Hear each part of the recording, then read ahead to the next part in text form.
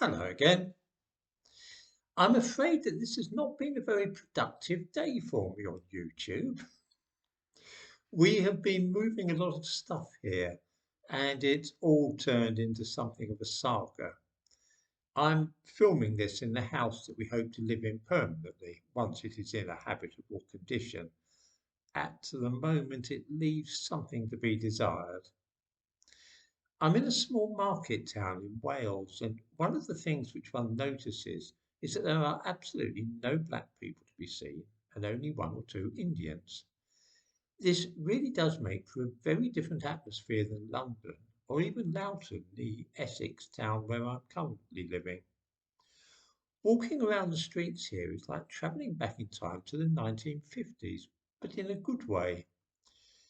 If I meet somebody coming toward me on a narrow pavement, we both smile and step aside to make room for each other.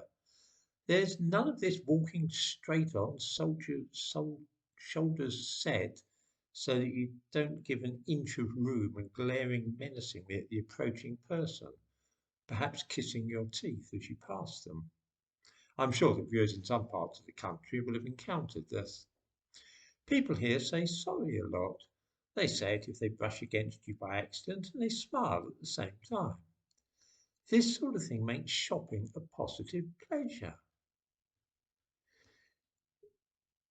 The ways that I learned to conduct myself as a child, I find people here behaving in that same way.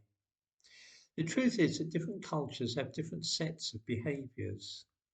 These relate to all sorts of things, such as how close you stand to somebody, the amount of eye contact you make, how loudly you speak, what you talk about, whether you queue up and take your turn, all kinds of things. I like the set of values and the way of conducting themselves that the people in this town have. The school children are polite and they make way for older people. This is the culture of Britain, or it used to be.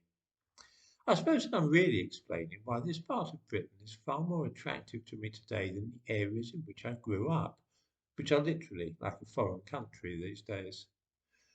With God's mercy, I may have another couple of decades to live, and I would really rather spend it with my own people, people who think like me and who share a past with me.